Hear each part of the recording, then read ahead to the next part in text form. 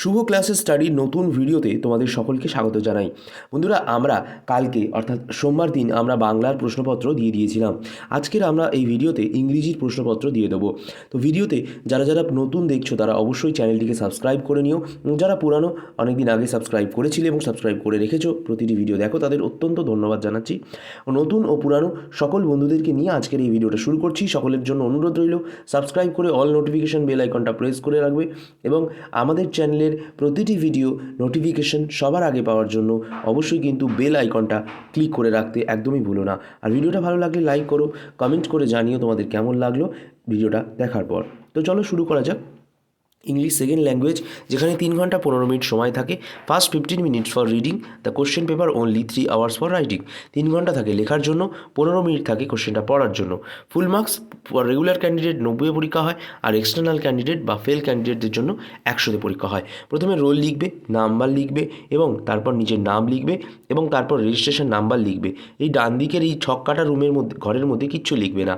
ওকে, এরপর বলি। তো সেকশন এতে রিডিং থাকে, সিন থাকে 20 নাম্বারের, আর আনসিন থাকে যেটাকে বলা হয় রিডিং কম্প্রিহেনশনস আনসিন, সেটা থেকে 20 নাম্বারের। সিনটা কিন্তু বইয়ের মধ্যে গল্পে বা কবিতা থেকে আসে, গল্প ও কবিতা দুটো থেকে আসে, আর আনসিন কিন্তু কোনো রিপোর্ট রিসেন্ট স্টোরিজ থেকে আসে। সেকশন বিতে থাকে গ্রামার 20 নাম্বারের, সেকশন সিতে রাইটিং স্কিল থাকে 30 নাম্বারের, 10 নাম্বারের 3টে। সেকশন ডিতে থাকে যারা সাপ্লিমেন্টারি ফর এক্সটার্নাল ক্যান্ডিডেট। এই সেকশন ডি এর কোনো প্রশ্ন উত্তর তোমাদের করার একদমই দরকার নেই। এখানে নিচে কিন্তু examiner, scrutiniser, post examiner, head examiner, এখানে কিন্তু কোনো রকম কোনো সাইন করবে না। তো তোমরা সিনে চলে যাচ্ছ, সিনে গিয়ে দেখতে পাবে এরকম সিন তোমাদের দেবে। তো এরকম গল্প থেকে তোমাদের সিন দিয়ে দেবে, ফাদার সেলফ হোক বা আরও অন্যান্য যে সমস্ত আনুষঙ্গিক যে গল্পগুলো রয়েছে সেই গল্পগুলো থেকে তোমাদের লাইন তুলে দেবে এরকম। ঠিক আছে, লাইন তুলে দেওয়ার পর তোমাদের এরকম 5টা টিক মার্ক কোশ্চেন দেবে। ঠিক আছে, তো টিক মার্ক কোশ্চেন এখানে কিন্তু তোমাদের কোনো পেজ দেবে না, এটার মধ্যেই লিখতে হবে। তো তোমরা এই আনসারের জায়গায় যেটা রাইট আনসার হয় সেটা 1, 2, 3, 4 যাই হোক, তোমরা অবশ্যই কিন্তু সেই দাগ নাম্বারটা এখানে দিয়ে আনসারের পাশে, তো সেই উত্তরটা পুরো, যদি 1 উত্তর হয় তো 1 লিখে 1 মান্থ এগো লিখে দেবে উত্তরটা পুরো ভাষায়। তারপরে এইরকমভাবে 5টা এমসিকিউ তো চলে এলো। এই যে দেখে নাও কী কী এমসিকিউ আসতে পারে এরকম। তো এরপর আমরা বলে দিই যে কমপ্লিট দ্য সেন্টেন্স আসবে। এবার এই কমপ্লিট দ্য সেন্টেন্স ক নাম্বারের আসে? 3 নাম্বারের আসে, যেখানে একটা লাইন তুলে দেয়, দেখো থ্রু ফাদার লেফট হোম, তারপরে এই যে লাইনটা বাকি থাকলো, এই complete the following sentence with information from the text থেকে, অর্থাৎ তোমাদের গল্পের মধ্যে থেকে এই যে প্যারাটা দিয়েছে, এই ওপরে প্যারা দিয়েছে দেখো একটা, এই প্যারার মধ্যে থেকে কিন্তু নিয়ে তোমাকে খুঁজে লিখতে হবে এই কমপ্লিট দ্য সেন্টেন্সগুলো। তো এইগুলো কিন্তু অবশ্যই এগুলোর সাজেশন হয় না, তবু প্রশ্নপত্রটা তোমাদের সাথে শেয়ার করে দিচ্ছি তোমাদের সুবিধার জন্য। ঠিক আছে, এরপর বলি ট্রু ফলস আসবে। ট্রু ফলস কিন্তু 2 নম্বরে দুটো আসবে। তো এবার বলি, অনেকের মনে প্রশ্ন জাগতে পারে 2 নম্বর কেন একটা ট্রু ফলসে, 1 নম্বর হওয়া উচিত? তো না, ট্রু ফলস তুমি TF লেখার জন্য 1 নম্বর দেয়, আর সাপোর্টিং স্টেটমেন্ট লেখার জন্য 1 নম্বর দেয়। Supporting statement in the sense যে, সাপোর্টিং স্টেটমেন্ট মানে হলো যে তুমি এই এটা ট্রু কেন লিখেছো এই প্রশ্নের উত্তরটা, বা এই প্রশ্নের উত্তরটা ফলস কেন লিখেছো, যদি তার পক্ষে যুক্তি দাও। ঠিক আছে, তো এইটা 2 নম্বরে দুটো আসবে। এরপর আমরা কবিতা থেকে যে সিনটা আসবে সেটা দেখে নেবো। মাউন্টেন অ্যান্ড দ্য স্কুইরেল থেকে এবার ইম্পর্টেন্ট রয়েছে। ঠিক আছে, তো এরকম কবিতার লাইন তুলে দেবে। এবার কবিতা থেকে কিন্তু সিন তোমাদের একটু বানিয়ে লিখতে, প্রশ্নের উত্তর বানিয়ে লিখতে কিন্তু একটু অসুবিধা হতে পারে। তো সেখানে বন্ধুরা তোমাদের কিন্তু একটা প্রবলেম দেখা দিতে পারে। তো তাই জন্য তোমাদের বলবো সিনের প্রশ্ন উত্তরগুলো একটু ভালো করে পড়ে নিও কবিতা থেকে। তো এরকম 4 নাম্বারের, মানে 1 নাম্বারের 4 নাম্বারের টোটাল MCQ দেবে, মানে টিকমার্ক। এই টিকমার্কগুলো অবশ্যই যেরকম গল্পের মতো বলেছি সেম করবে। এরপর যেমন আমি একটা উদাহরণ দিচ্ছি, the quarrel took place between the squirrel and the, কার সাথে হয়েছিল? র্যাবিট, প্রিগ, বার্ন না মাউন্টেন? স্কুইরেল মানে কাঠবিড়ালির সাথে কার ঝগড়া হয়েছিল? পাহাড়ের ঝগড়া হয়েছিল, মাউন্টেন। সো এখানে আনসারের পাশে লিখবে 4 লিখে মাউন্টেন, MOUNTAIN এরকম লিখে দেবে। ওকে, তাহলে 4 নাম্বার কিন্তু কেউ আটকাতে পারবে না।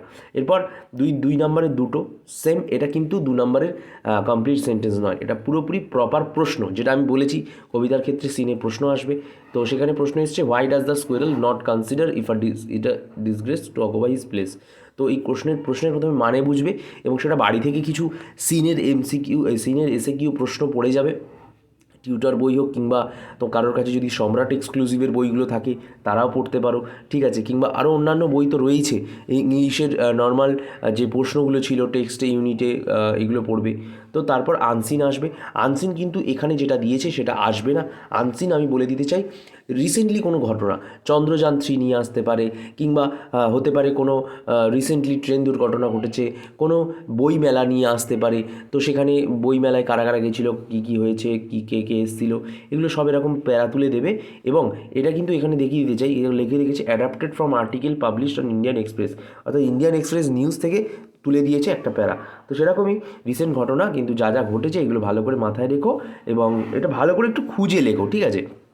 এটাই হচ্ছে প্র্যাকটিসের বিষয়। 6 নাম্বার থাকে এমসিকিউ আনসিন থেকে। তো এই এমসিকিউগুলো 6 নাম্বার করবে, পাবে। তারপর ট্রু ফলস থাকে কিন্তু অবশ্যই 6 নাম্বারের, সেই একই কেস। তো 1+1 করে 3টে, তো 6 নাম্বার, 2 নাম্বার টোটাল। 1 নাম্বার হচ্ছে তোমার ট্রু ফলস লেখার জন্য, সাপোর্টিং স্টেটমেন্টের জন্য 1 নাম্বার থাকে। অনেকেই ভাবে যে ট্রু ফলস লিখে এলাম, সাপোর্টিং স্টেটমেন্ট লিখবো না, তাহলে কিন্তু না, 1 নাম্বারটা পাবে না বন্ধুরা। তো 1 নাম্বার পাবে, শুধু 3টে ট্রু ফলস যদি ঠিক যায় 3 নাম্বার পাবে।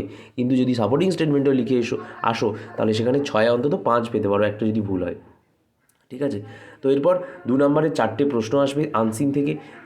8 নাম্বার, এখানে কিন্তু 2 নাম্বারের প্রশ্নগুলো খুঁজে খুঁজে সুন্দর করে এই আনসিনের যে প্যারাটা দিয়েছে সেখান থেকে খুঁজে খুঁজে সুন্দর করে লিখবার চেষ্টা করবে। এরপর আমরা চলে যাব যে সেকশন বিতে। সেকশন বিতে কী থাকে, গ্রামার থাকে। এবং প্রথমেই 1 নাম্বারের 3টে কী দেয়, 1 নাম্বারের 3টে দেয় হচ্ছে অল্টারনেটিভ, কারেক্ট অল্টারনেটিভ দিয়ে দেয়, ঠিক আছে।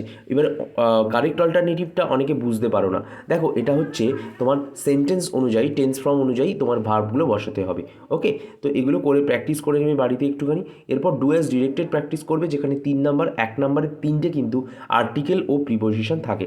এই আর্টিকেল প্রিপোজিশন কিন্তু খুব গুরুত্বপূর্ণ বন্ধুরা, তো এইটাকেই প্র্যাকটিস করতে একদমই ভুলবে না।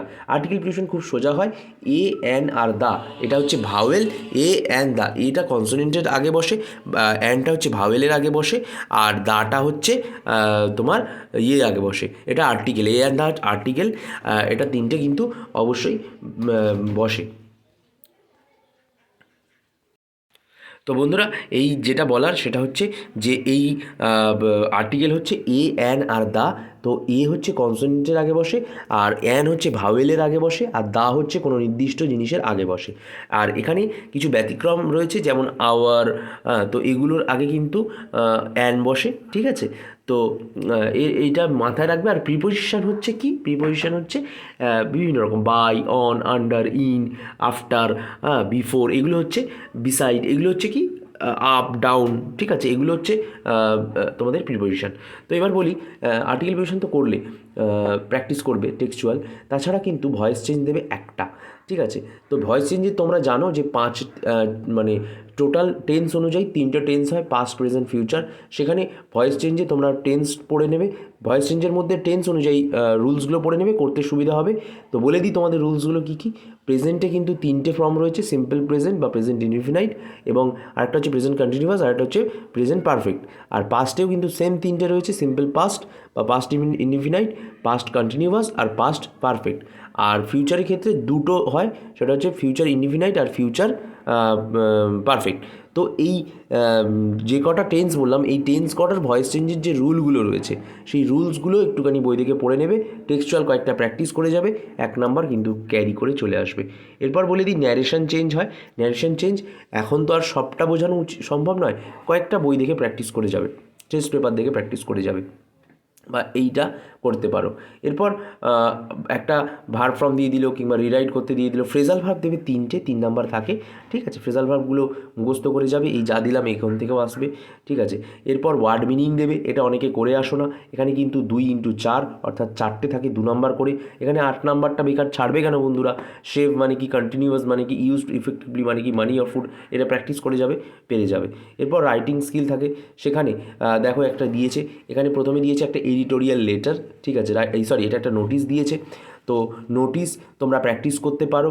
নোটিশের পাশাপাশি কিন্তু তোমাদের বলে দিই বন্ধুরা যে স্টোরি প্র্যাকটিস করতে পারো, এবং স্টোরির এরকম পয়েন্ট তুলে দেবে, এবং স্টোরির সাথে সাথে কিন্তু অবশ্যই তোমরা একটা মানে কি বলবো, একটা তোমরা লেটার প্র্যাকটিস করতে পারো, এডিটোরিয়াল লেটার কিংবা পার্সোনাল লেটারও দিয়ে দিতে পারে, তো প্র্যাকটিস করতে পারো। তোমাদেরকে বলবো নোটিশ দিলে স্কুল ম্যাগাজিন বা এই যে 23শে জানুয়ারি গেল, 26শে জানুয়ারি গেল, এই নিয়ে যে স্কুলে একটা অনুষ্ঠান হচ্ছে তার জন্য তুমি নোটিশ জানাচ্ছ স্কুলে, সেটা নিয়ে প্র্যাকটিস করতে পারো। কিংবা তোমার চন্দ্রযান-3 নিয়ে কিন্তু একটা কোনো অনুষ্ঠান হবে, চন্দ্রযান-3 যে সাকসেসফুল হয়েছে তার জন্য স্কুলে একটা অনুষ্ঠান হবে, সেটা নিয়ে আসতে পারে। কিংবা বইমেলা নিয়ে আসতে পারে।